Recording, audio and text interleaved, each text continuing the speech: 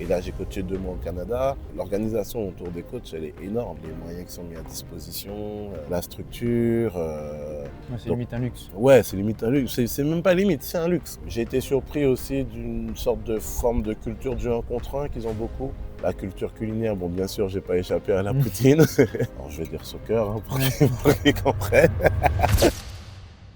Bonjour Kevin, comment ça Salut va? Andrea, ça va très bien. Là, tu as été au Celtics cet été pour coacher les U16 et tu as aussi coaché un peu les U14. Est-ce que tu peux te présenter d'abord et ensuite nous raconter ton expérience au Canada? Écoute, moi c'est Kevin Trésor, je suis du club de Damartin, ici en Seine-et-Marne. Et j'ai eu l'opportunité, grâce à Étape Sport, de pouvoir participer à ce projet de migration sportive en tant que coach. Donc je suis resté 2 mois là-bas, le mois de juillet-août, parce qu'effectivement là-bas c'est une période qui est assez dense en termes de charge de travail pour eux et ils ont souvent besoin de renforts en termes de coach. Donc j'étais là pour ça. Donc je suis parti là-bas à Saint-Jean-sur-Richelieu au Québec. L'idée c'était effectivement quand je suis arrivé, je devais être adjoint U16, adjoint U14. Malheureusement, le coach des U16 a dû partir, donc j'ai repris l'équipe au pied levé. Ça s'est super bien passé. J'ai aussi donné un coup de main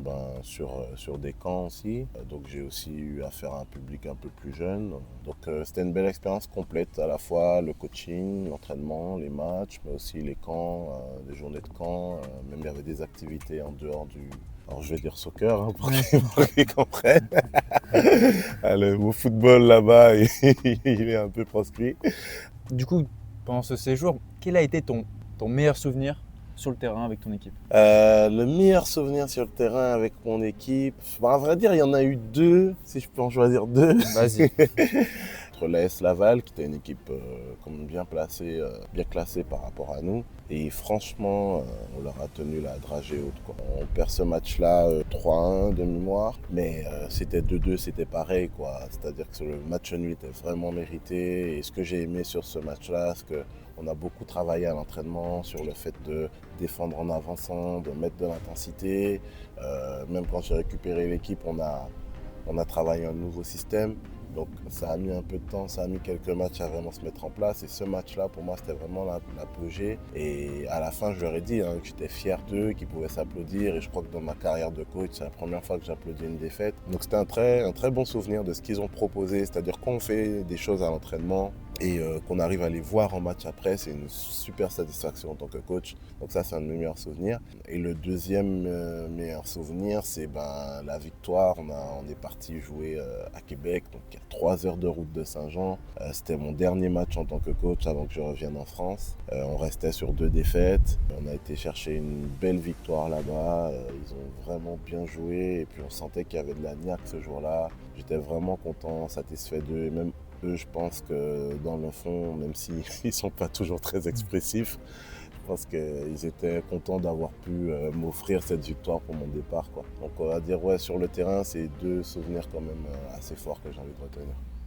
Est-ce qu'il y a des différences entre le soccer québécois et le football français et européen? Alors déjà, pour comparer le sport, il faut déjà pour moi faire une distinction entre le féminin et le masculin. C'est 2 approches qui sont différentes. Par exemple, j'ai assisté à pas mal de matchs de soccer féminin là-bas. J'ai trouvé que ce qu'elles étaient capables de produire athlétiquement et techniquement par rapport à peut-être des matchs que j'ai vus en France, après c'est sûr, il faut comparer les niveaux, mais ça m'a assez impressionné. Ça m'a assez impressionné, leur lecture du jeu, la compréhension de la tactique. J'ai trouvé qu'elles avaient peut-être un temps d'avance sur des filles du même âge. Peut-être ça dépend, district ou régional autre, mais ça m'a assez impressionné. Et concernant les garçons, effectivement, on voit du coup la différence de culture. Je pense que la culture garçon est moins orientée soccer. Donc c'est quelque chose qui se développe. Si je dois voir une grande différence, c'est parfois, tactiquement, il y a certaines choses qu'ils ont un peu de mal à intégrer. J'ai été surpris aussi d'une sorte de forme de culture du 1 contre 1 qu'ils ont beaucoup.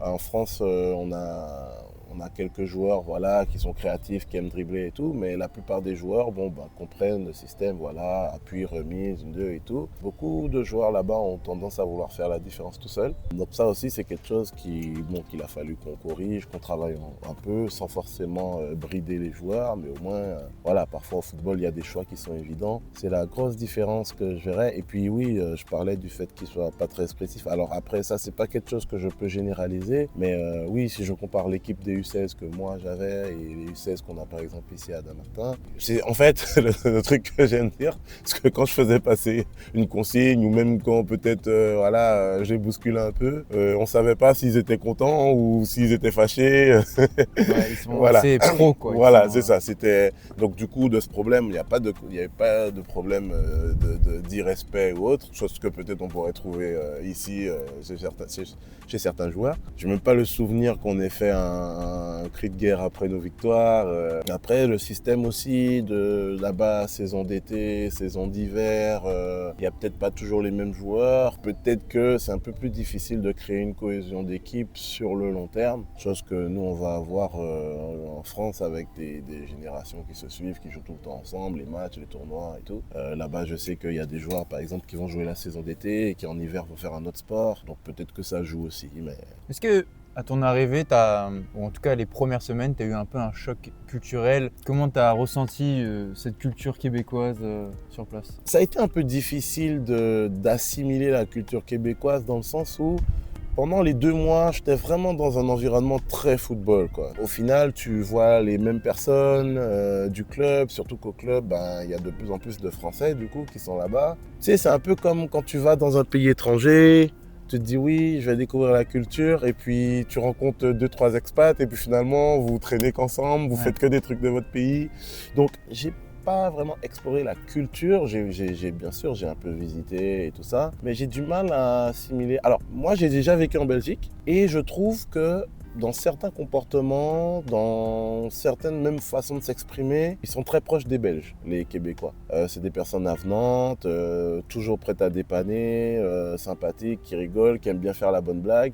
Et moi, j'ai vécu 5 ans en Belgique, à Bruxelles, et c'est exactement la même chose que j'ai vécu. Donc en termes de population, si j'avais vraiment un élément de comparaison, je pourrais dire que ça me fait beaucoup penser à la culture belge, j'irais même dire jusqu'à wallonne plutôt. La culture culinaire, bon bien sûr, j'ai pas échappé à la poutine. Je me rappelle le premier soir que je suis arrivé, du coup, j'avais pas de quoi me faire à manger ou autre, donc forcément, premier réflexe, McDo. Et là, je vois qu'au McDo, il y a des poutines. Et je dis, écoute, on va découvrir la culture directe, hein, poutine du McDo. Après, j'ai eu l'occasion d'en manger un peu plus dans des restos un peu plus gastronomiques. Mais ouais, concernant la culture, j'ai pas exploré à fond. Mais en tout cas, les gens que j'ai pu rencontrer autour du foot, les parents ou autres, ou même quand tu vas au magasin et tout, ouais, c'est des personnes qui sont avenantes, très sympathiques, prêtes à aider, prêtes à te donner un renseignement.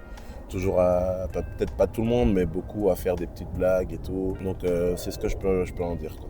Au vu de ton séjour au Canada, qu'est-ce que tu dirais aux jeunes joueurs ou même aux coachs qui aimeraient avoir cette expérience en Amérique du Nord? Honnêtement, moi je trouve que c'est une très bonne expérience parce que on est sur un public différent comparé à la France qui est sur certains aspects peut-être moins cultivé tactiquement ou autre, mais par contre qui est très discipliné. Et donc avec l'expérience qu'on a en France de cette culture vraiment tactique ou autre, je pense qu'en prenant un groupe bien en main, on peut vraiment bien le faire évoluer. Parce que voilà, c'est des joueurs qui comprennent quand même ce qu'on leur explique et qui sont à l'écoute, qui essaient de bien faire, qui essaient toujours de satisfaire leur coach. Et ça, c'est plaisant. Moi, je prends l'exemple de l'équipe que j'avais. Quand je l'ai prise en main, elle avait une façon de jouer et une façon de défendre qui correspondait pas à ce que moi, j'ai l'habitude de mettre en place. Donc, c'était pas forcément très agressif. Voilà, c'était plus encadrer le porteur ou autre. J'ai vraiment essayé de leur inculquer ce côté de défendre en avançant, d'aller aller enfermer l'adversaire et tout. Et j'ai vu l'évolution au fur et à mesure des matchs. Avant mon dernier match d'ailleurs, on parlait du meilleur souvenir à Trident. Je leur ai dit dans ma causerie, bon voilà, moi j'aurais aimé qu'on fasse le bilan de ce que vous avez retenu de mon passage. 2 mois c'est très rapide. Bon, à hauteur de 3 séances par semaine, on a essayé quand même de mettre des choses en place, mais ça reste rapide. Et ils m'ont fait un peu le bilan et oui, ils ont aimé la nouvelle façon de jouer que j'ai inculquée. Je leur ai dit, moi ce que je vous ai appris, ce que j'ai essayé de mettre en place, c'est quelque chose en plus que vous aurez de ce que vos coachs d'avant ont mis en place et de ce que le coach qui va me suivre va mettre en place. Il n'y a pas forcément une meilleure façon de jouer ou autre. Par contre, vous en tant que footballeur, ça vous donne des billes supplémentaires pour améliorer votre façon de jouer sur le terrain et tout. Et ça, je pense qu'ils en ont pris conscience parce qu'ils ont commencé à prendre plaisir à défendre en avançant, à aller presser. C'est une équipe qui ne pressait pas beaucoup. Ils ont vraiment pris ce plaisir à aller chercher l'adversaire parce qu'ils se sont rendus compte que plus tu récupères le ballon haut, plus tu te crées des occasions de but. Et ça, c'est vrai. Même si on n'a pas gagné autant de matchs que j'aurais aimé, on a eu beaucoup d'occasions de but. Et ça, ils savent le reconnaître. Donc, je pense que c'est vraiment bien. Et puis, ça fait vraiment une parenthèse. Ça fait très longtemps que je coach, plus d'une quinzaine d'années. J'ai coaché en Belgique pour le coup. J'ai coaché en France, donc j'ai pu voir les différences. Et là, j'ai coaché 2 mois au Canada. Ça permet aussi de nous s'enrichir en tant que coach. Voilà, moi, là-bas, j'ai appris 2-3 trucs sur... par exemple, j'avais assisté à une séance U14, ça m'avait surpris, mais entre chaque atelier, ils faisaient des 15-15 et tout, alors que nous, on a tendance plus à faire ça en début de séance. Et un des changements majeurs que j'ai pu constater, c'est l'organisation autour du coach. Alors, c'est vrai qu'au Celtics, ils ont des équipes en PLSJQ, donc le plus haut niveau au Québec. C'est pas donné à tous les clubs ici en France, mais l'organisation autour des coachs, elle est énorme. Les moyens qui sont mis à disposition, la structure. Voilà, j'ai fait des séances avec des mannequins pour la première fois. Puis même, on a autour, tout ce qu'il y a autour, la gestion des maillots, des ballons. Le coach, il peut vraiment se concentrer que sur le foot. Et ouais, c'est hyper agréable, quoi. Ouais, c'est limite un luxe. Ouais, c'est limite un luxe. C'est même pas limite, c'est un luxe. Quand tu vois qu'en France, tu es dans certains clubs, en match, c'est toi-même qui dois faire l'arbitre de touche. Là, moi, j'avais un gérant, il m'amenait les maillots, lavés, repassés, les ballons de match, il gérait la feuille de match. Après, encore une fois, pas la connaissance de comment ça se passe dans tous les clubs. Moi, je parle de la réalité des clubs de district, surtout. En tout cas, au Celtics, c'est des choses qui sont mises en place pour vraiment favoriser.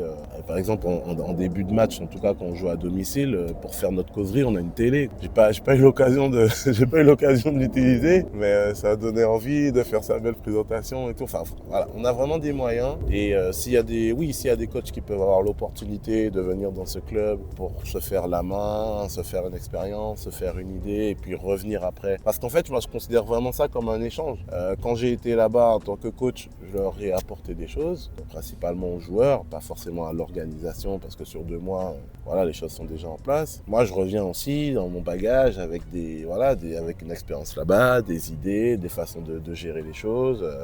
On peut récupérer de là-bas et mettre en place dans notre structure pour nous aussi nous améliorer dans la gestion du football ou autour, la gestion des enfants, la gestion des parents. Ouais. Voilà, il y a plein de petites choses à récupérer, donc c'est vraiment une expérience à vivre. Pour les coachs, je sais que oui, ça peut être une très bonne expérience et moi, par exemple, j'ai fait 2 mois, ça passe hyper vite. Il y a ce truc d'avoir peur de partir longtemps, loin de chez soi, etc. Ouais. C'est vrai que 2 mois, ça peut passer vite. Ça passe très vite. Et puis au-delà de ça aussi, au Celtics, il y a quelque chose qui m'a marqué, c'est vraiment une famille, quoi. Les coachs, on se voit en dehors du club, on mange ensemble le soir après les séances et tout. Il y a vraiment ce côté familial qui fait qu'on se sent bien au club, quoi. C'est pas juste on vient, on fait sa séance, on repart, on fait son truc. Donc au final, limite, moi j'ai dû trouver du temps pour aller visiter Montréal, les autres trucs, parce qu'il y avait toujours un truc à faire avec les autres coachs, quoi. Et c'est vrai que ça aussi, c'est agréable. C'est au-delà d'une expérience footballistique, c'est vraiment une expérience humaine. Et c'est déjà des choses que j'avais vues ou que j'avais entendues, et je peux le confirmer après avoir été sur place, c'est vraiment ça. Pour finir cette interview, ouais. Est-ce que tu peux me dire ton mot québécois qui t'a marqué ou qui te fait rire Moi, c'est pas ce qui m'a vraiment marqué, qui m'a toujours fait rire jusqu'à maintenant. C'est pas vraiment un mot québécois, mais c'est que quand tu vas au McDonald's, nous, on a l'habitude de prendre un Happy Meal, et eux là-bas, ils appellent ça Joyeux Festin. Et ça, je trouve ça incroyable que tu ailles jusqu'au Canada pour te rendre compte à quel point il y a des expressions qui sont francisées comme Ouais. ça. Même Mais- les panneaux de signalisation qui sont pas écrits stop, mais Arrêt, Ouais, tu vas au KFC, c'est pas PF. KFC, c'est PFK, poulet frit du Kentucky. Ouais. Non, c'est trop marrant, mais le joyeux festin, lui, il est énorme. Et en plus, j'ai mis du temps à comprendre que c'était la traduction d'Happy Meal, tu vois. Au début, je regardais les trucs et tout, je comprenais pas. C'est après, en ayant parlé avec quelqu'un d'autre, que j'ai compris que, en fait, c'était la traduction d'Happy Meal. J'étais fou. Donc, du coup, ouais, un mot que je vais retenir, c'est joyeux festin. Merci Kev pour l'interview. Merci à toi et merci à Etap Sport aussi. C'est grâce à eux que j'ai pu vivre ça et je souhaite à d'autres coachs de pouvoir vivre cette expérience aussi, quoi.